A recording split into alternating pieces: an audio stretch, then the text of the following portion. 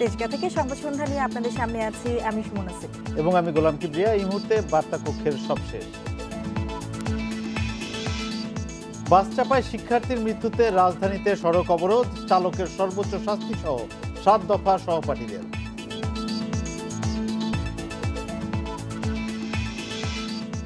বাঘাইছড়িতে 7 খুনের পর সেনা অভিযান, বিলাইছড়ি আওয়ামী লীগ নেতা হওয়ায় জেএসএস-কে সন্দেহ।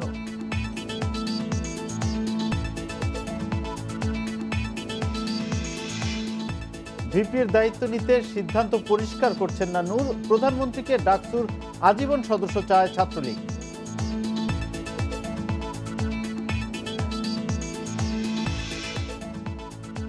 ঢাকা লিগে আবাহনীর চতুর্থ জয়, মোদিদের সেঞ্চুরি ছাপিয়ে রূপগঞ্জের নায়ক নাঈম।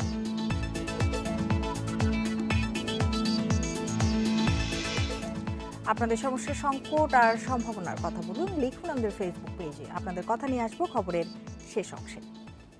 কিবরিয়া, আপনার নিশ্চয়ই মনে আছে যে গত বছর 29 জুলাই কিন্তু সড়ক দুর্ঘটনায় 2 শিক্ষার্থী নিহতের পর আমরা দেখেছি যে নিরাপদ সড়কের দাবিতে আন্দোলন হয়েছে। এরপর আমরা দেখলাম দফায় দফায় সড়কের শৃঙ্খলা ফেরাতে ট্রাফিক অভিযান আমরা দেখেছি, কিন্তু তারপরও এখন পর্যন্ত কিন্তু সড়কের শৃঙ্খলা তেমন একটা দেখা যায়নি। আজকেই আপনি দেখুন যে ট্রাফিক শৃঙ্খলা সপ্তাহের মধ্যেই আবার এক শিক্ষার্থীর মৃত্যু। দেখেন, এই যে শিক্ষার্থীর আজকে মৃত্যু হয়েছে সে কিন্তু জেব্রা ক্রসিং মেনে পার হচ্ছিল, কিন্তু দুর্ভাগ্যজনকভাবে 2টি বাস, প্রত্যক্ষদর্শীরা যেটি বলেছে, সবসময় যেটি হয় 2টি বাসের রেষারেষি এবং প্রতিযোগিতা, ওভারটেকিং এর সময় সুপ্রভাত পরিবহনের বাসটি তাকে চাপা দিয়ে টেনে হিচড়ে নিয়ে যায়। তার মানে আবারও প্রমাণিত হলো যে সড়কি শৃঙ্খলা না ফিরলে প্রাণ ঝরতেই থাকবে।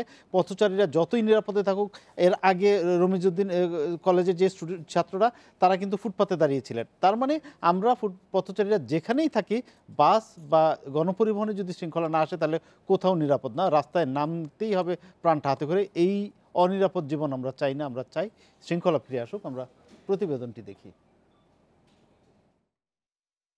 যমুনা ফিউচার পার্কের সামনে সকাল 7টার দিকে নিজ বিশ্ববিদ্যালয়ের বাসে ওঠার সময় পেছন থেকে আরেকটি বাসের চাপায় প্রাণ হারান আবরার আহমেদ চৌধুরী। প্রত্যক্ষদর্শীরা জানান, বাংলাদেশ ইউনিভার্সিটি অব প্রফেশনালসের ছাত্র আবরারকে চাপা দেওয়া সুপ্রভাত পরিবহনের বাসটি একই কোম্পানির আরেকটি বাসের সঙ্গে প্রতিযোগিতা করে চলছিল।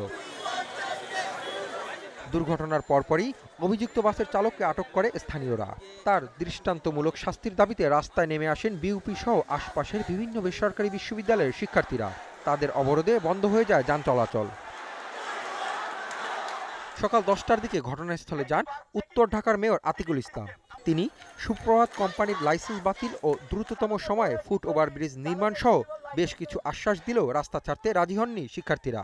তোমাদেরকে নিয়ে আবরারের নামে এই ফুট ওভারব্রিজ এটি আমি করে দিব, এই কথা আমি তোমাদেরকে দিচ্ছি।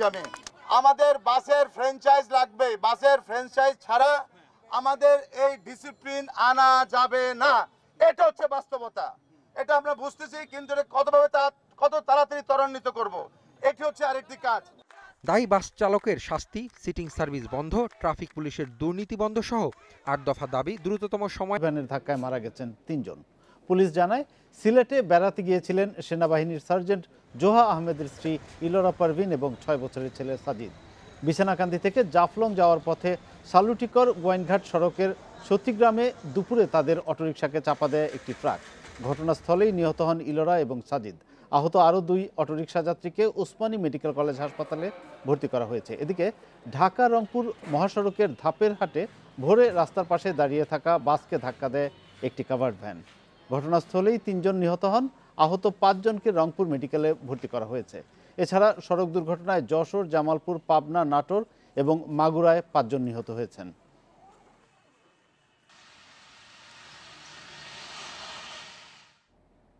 রাঙ্গামাটির বাঘাইছড়িতে সন্ত্রাসীদের গুলিতে 7 জন নিহতের ঘটনায় জড়িতদের ধরতে অভিযান চালাচ্ছে যৌথ বাহিনী, তবে এখনও কেউ গ্রেপ্তার হয়নি। এ ঘটনা তদন্তে 8 সদস্যের কমিটি করেছে জেলা প্রশাসন। এদিকে আহত 17 জনের চিকিৎসা চলছে ঢাকা ও চট্টগ্রাম সিএমএইচে। হতাহতদের সহায়তায় পাশে থাকার কথা জানিয়েছেন প্রধান নির্বাচন কমিশনার। নির্বাচনী কর্মকর্তাদের উপর সন্ত্রাসী হামলায় থমথমে পুরো রাঙ্গামাটি। সোমবারের হত্যাকাণ্ডে জড়িতদের ধরতে মঙ্গলবার সকাল থেকেই রাঙ্গামাটির বিভিন্ন স্থানে সাঁড়াশি অভিযান চালাচ্ছে যৌথ বাহিনী। সেনা, বিজিবি ও পুলিশের এই অভিযান চলছে পাহাড় থেকে পাহাড়ে। আমরা অলরেডি কালকে থেকে আমরা কম্বিং অপারেশন শুরু করেছি এবং আমরা যেটা খবর পাচ্ছি যে তারা সন্ত্রাসী যারা এই আক্রমণটা ঘটিয়েছিল তারা এলাকা ছেড়ে অলরেডি পালিয়েছে। বাট আমরা যত সম্ভাব্য যে সমস্ত জায়গায় তাদের অবস্থান হতে পারে সেই সমস্ত জায়গায় আমরা খুঁজে দেখছি এবং আমরা একটা কম্বিং অপারেশন করছি এবং কাকেও সামান্যতম ছাড় দেওয়া হবে না। হামলায় আহত ১৭ জনের মধ্যে 7 জনের চিকিৎসা চলছে ঢাকার সম্মিলিত সামরিক হাসপাতালে। তাদের অবস্থা গুরুতর। বাকি 10 জনকে ভর্তি করা হয় চট্টগ্রাম সম্মিলিত সামরিক হাসপাতালে। 3 জনের অস্ত্রোপচার হচ্ছে আর 7 জন ইতিমধ্যেই তাদের চিকিৎসা করা হয়েছে, যতটুকু প্রয়োজন তারা সবাই ভালো আছেন, স্যার কথা বলছেন। এদিকে মঙ্গলবার সকালে আহতদের দেখতে চট্টগ্রামে যান প্রধান নির্বাচন কমিশনার KM নুরুল হুদা। এ সময় হামলার ঘটনা তদন্তে আইনশৃঙ্খলা বাহিনীকে নির্দেশ দেওয়ার কথা জানান তিনি। হতাহতদের নির্বাচন কমিশন আর্থিক সহায়তা দেবে বলেও জানান CEC। যদি নির্বাচনের অনিয়ম হয়ে থাকে সেটার প্রতিশোধ তো কতগুলা মানুষের জীবন নিয়ে হয় না। আমরা পুলিশকে তদন্তের জন্য নির্দেশ দিয়েছি, তারা তদন্ত করলে বেরিয়ে আসবে কারা করেছে। সোমবার উপজেলা নির্বাচনে ভোট গ্রহণে দায়িত্ব পালন শেষে ফেরার পথে দীঘিনালা মারিশা সড়কের 9 মাইল এলাকায় নির্বাচনী কর্মকর্তা ও আইনশৃঙ্খলা বাহিনীর সদস্যদের ওপর গুলি চালায় সন্ত্রাসীরা। এতে নিহত হন 7 জন। Zahidul Bashar, Independent News desk. বাঘাইছড়িতে হামলা নির্বাচন কমিশনের ইতিহাসে সবচেয়ে মর্মান্তিক এবং শোকবহ ঘটনা বলে মন্তব্য করেছেন নির্বাচন কমিশনার মাহবুব তালুকদার। আগারগাঁয়ে নিজ কার্যালয়ে বিকেলে তিনি বলেন, এ ঘটনা তদন্ত করে দোষীদের শাস্তির ব্যাপারে পদক্ষেপ নেবে কমিশন। পার্বত্য চট্টগ্রামের বাঘাইছড়িতে যা ঘটেছে বাংলাদেশ নির্বাচন কমিশনের 48 বছরের ইতিহাসে তা সবচেয়ে মর্মান্তিক ও শোকাবহ ঘটনা। ঘটনাটি সম্পর্কে তদন্ত করে এর কারণ ও দায়-দায়িত্ব নিরূপণ করা হবে। রাঙ্গামাটির বিলাইছড়িতে সন্ত্রাসীদের গুলিতে নিহত হয়েছেন উপজেলা আওয়ামী লীগের সভাপতি সুরেশ কান্তি তঞ্চঙ্গা। সকাল 9:30টার দিকে এ ঘটনা ঘটে। হত্যাকাণ্ডের জন্য সন্তু লারমার নেতৃত্বাধীন জনসংহতি সমিতি JSS-কে দায়ী করছে জেলা আওয়ামী লীগ। মঙ্গলবার সকালে ফারোয়া ইউনিয়ন থেকে নৌকা করে বিলাইছড়িতে আসছিলেন উপজেলা আওয়ামী লীগের সভাপতি সুরেশ কান্তি তঞ্চঙ্গা। সঙ্গে ছিলেন পরিবারের লোকজন। নৌকাটি ওরাছড়ি এলাকার পাশ দিয়ে যখন যাচ্ছিল তখন সন্ত্রাসীরা পাড়ে নৌকা ভেড়াতে বাধ্য করে। এরপরই কিবরিয়া ডাকসুর নির্বাচনে প্রগতিশীল ছাত্রজোটের যে 2 জন প্রতিনিধি নির্বাচিত হয়েছেন তারা দায়িত্ব নিচ্ছেন না, তারা সেটি জানিয়ে দিয়েছেন। তবে ভিপি পদে দায়িত্ব নেবেন কিনা এখন পর্যন্ত কিন্তু নুরুল হক নুরু জানাননি, পরিষ্কার করেননি তার অবস্থান। দেখুন, নুরুল হক নুরুর কাছে কিন্তু যারা তাকে সমর্থন দিয়েছেন, যারা তাকে এই নির্বাচিত করেছেন, তাদের একটা দাবি আছে। নুরুল হক নুরু এখন অবশ্যই নিজের অবস্থান পরিষ্কার করা দরকার এবং গত কয়েকদিনের ধারাবাহিকতা আমরা যদি দেখি, নুরুল হক নুরুর বক্তব্য কিন্তু কখনোই পরিষ্কার হয়নি, নানা রকম পেয়েছি আমরা। যাই হোক, এখন যেহেতু দায়িত্ব নেওয়ার পালা এবং সময়টা কাছে চলে এসেছে, তিনি যেটি করুন, যেটি সিদ্ধান্ত নিন। তবে একটা জিনিস কি, 28 বছর পর যে ডাকসু নির্বাচন হলো, আমরা চেয়েছিলাম একটা সুষ্ঠু নির্বাচন, সবাই চেয়েছিল, সবাই তাকিয়েছিল অন্য বিশ্ববিদ্যালয়গুলোরও বন্ধ দুয়ার খুলে যেত ছাত্র সংসদ নির্বাচনের। কিন্তু ডাকসুটা হয়তো এটা একটা ইতিবাচক দিক, নির্বাচনটা হয়েছে।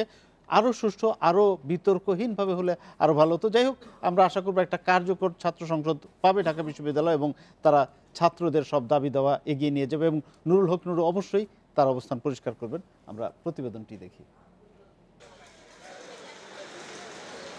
ডাকসুর কার্যকরী কমিটির প্রথম সভা আগামী শনিবার। এই সভার মধ্য দিয়ে নতুন নেতারা 1 বছরের জন্য দায়িত্ব নেবেন।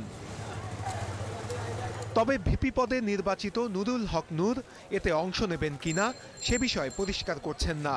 বলছেন শিক্ষার্থীরা চাইলে দায়িত্ব নেবেন। আমি অসুস্থ থাকা সত্ত্বেও আমি ক্যাম্পাসে এসেছি এটাই তাদের পালস বোঝার জন্য বা তারা কী চাচ্ছে সেটা জানার জন্য। আর যদি দায়িত্ব নেই তাহলে আমরা যেটা বরাবরই বলেছি যে এই ঢাকা বিশ্ববিদ্যালয়ের যে রাজনৈতিক কর্মসূচির বিনিময়ে হলে সিট দেওয়া হয়, এই অপসংস্কৃতি রাজনীতি বন্ধ করব। এদিকে নির্বাচনে অনিয়মের অভিযোগ এনে সুফিয়া কামাল হল সংসদে প্রগতিশীল ছাত্রজোট থেকে নির্বাচিত লামিয়া তানজিম তানহা এবং কুয়েত মৈত্রী হলের ফারজানা আক্তার মিম দায়িত্ব না নেয়ার কথা জানিয়েছেন। আমরা ঘোষণা দিয়েছি নির্বাচন বর্জন এবং সেই নির্বাচন বর্জনে এবং আমার আদর্শের দিক থেকে আমি কোনো সভাতেও যাব না, আমি শপথ গ্রহণও করব না।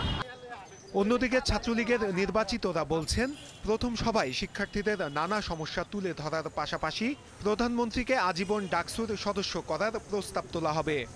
আমাদের আইনগত যে পরিবর্তন প্রয়োজন ঢাকা বিশ্ববিদ্যালয়কে পূর্ণাঙ্গ আবাসিক বিশ্ববিদ্যালয় হিসেবে ঘোষণা করার মধ্য দিয়ে সেটির প্রক্রিয়াকে আমরা এগিয়ে নেওয়ার জন্য আমরা চেষ্টা করব।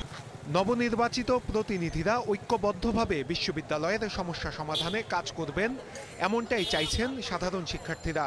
তারা বলেছিল যে তারা আসলে তারা অ্যাভেলেবল করবে, তারা যাতে সম্পূর্ণভাবে এই জিনিসগুলোকে পূরণ করার চেষ্টা করে। সিটের ফ্যাসিলিটিটা যদি একটু বাড়ানো হয় সেটা আর কি।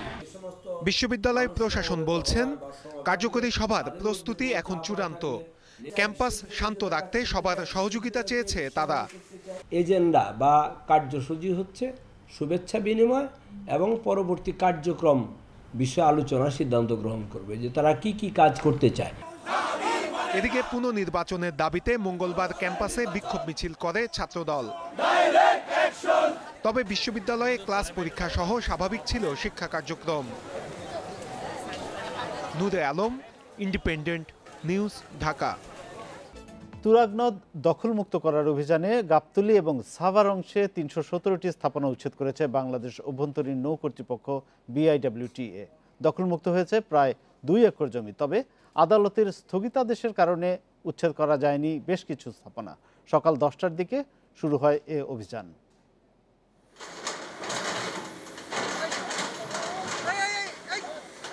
দ্বিতীয় ধাপে সপ্তম দিনের অভিযানে শুরু হয় বংশীয় তুরাগের মিলনস্থল সাভারের কাউন্দিয়া ইউনিয়নের ইসাকাবাদ মৌজায়। ভেঙে দেয়া হয় নদীর তীর দখল করে গড়ে ওঠা সীমানা প্রাচীর। পরে উচ্ছেদ চলে গাবতলীর বড়বাজার এলাকায়। তবে হরিরামপুর মৌজায় 15 ও 16 নম্বর দাগের স্থাপনা নিয়ে দেখা দেয় বিপত্তি। হাইকোর্টের স্থগিতাদেশের কারণে এই অংশে অভিযান বন্ধ রাখে BIWTA। টিনের বেড়ার স্থাপনা, অন্য কোনো কিছু না। আমি হাইকোর্টে মামলা করছি, জজ কোর্টে মামলা করছি, তারা জব দিচ্ছে, ডিসি সাহেব জব দিয়ে আসছে, হ্যাঁ যে সে প্রকৃত মালিক। এখন আমার জায়গাটা অধিগ্রহণ করে নিয়ে যাক, আমরা ক্ষতিপূরণ দিয়ে যাক, আমরা চলে যাই। মঞ্জুর মুর্শিদ সাহেব, ওনার সাথে এই বিষয়টি আমরা কথা বলেছি এবং উনি কাগজগুলি দেখতে চেয়েছেন। সর্বশেষ যে স্থগিতাদেশটা আমরা সেটি পাঠিয়েছি, তো আমরা সেটা দেখে পরবর্তী কার্যক্রম, যেহেতু মহামান্য আদালতের বিষয়টি আছে, সেখানে আমরা দেখে পরবর্তী আইনানুগ ব্যবস্থা যেটি বিধি মোতাবেক।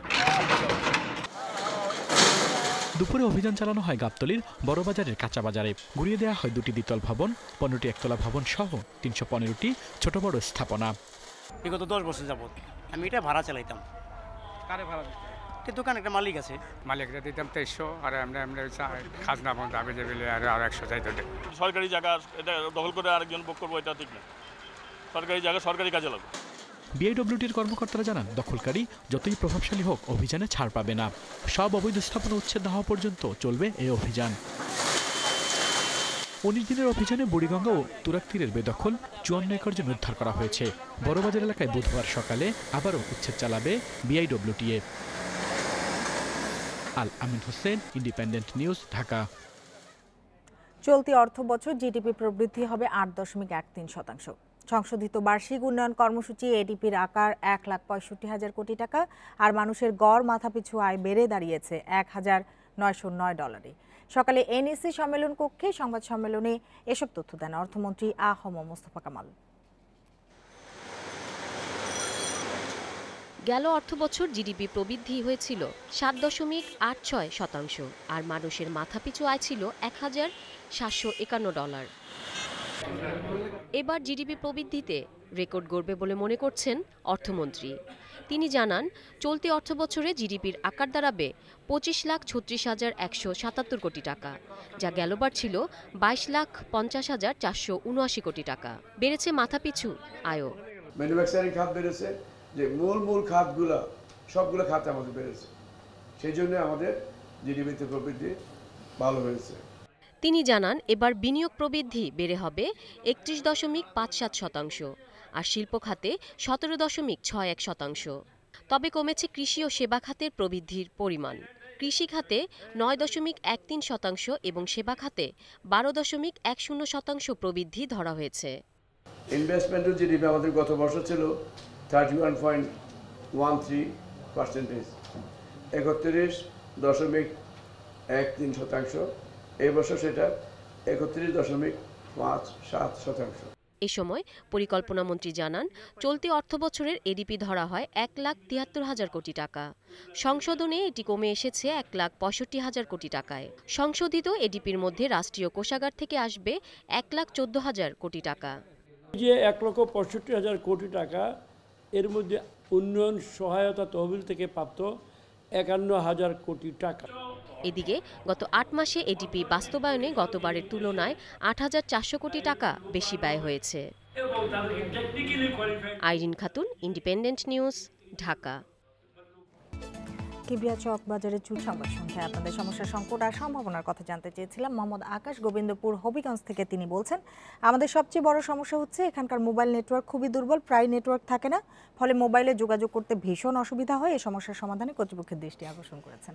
ঢাকা থেকে অন্তর আহমেদ বলছেন, রাজধানীর ব্যস্ততম এলাকা ফার্মগেটে ফুটপাত দখল করে দোকান বসানো হয়েছে, এতে পথচারীদের চলাফেরায় ভীষণ অসুবিধা হচ্ছে, এর স্থায়ী সমাধানে কর্তৃপক্ষের দৃষ্টি আকর্ষণ করেছেন। আব্দুর রৌফ গাইবান্ধা থেকে তিনি বলছেন, আমার এলাকা ধান ও আমের জন্য বিখ্যাত, কিন্তু কৃষক পণ্যের পর্যাপ্ত দাম পাচ্ছেন না।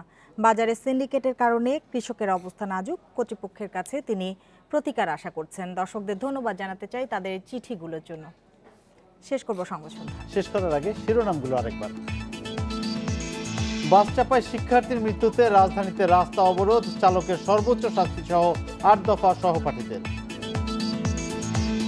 বাঘাইছড়িতে 7 খুনের পর সেনা অভিযান, বিলাইছড়ি আওয়ামী লীগ নেতা হত্যায় জেএসএস-কে সন্দেহ। ভিপির দায়িত্ব নিতে সিদ্ধান্ত পরিষ্কার করছেন না নূর, প্রধানমন্ত্রীকে ডাকসুর আজীবন সদস্য চায় ছাত্রলীগ। ঢাকা লিগে আবাহনীর 4র্থ জয়, মজিদের সেঞ্চুরি ছাপিয়ে রূপগঞ্জের নায়ক নাইম। আর এই ছিল আজকের সংবাদ। আমন্ত্রণ পরের আয়োজনে।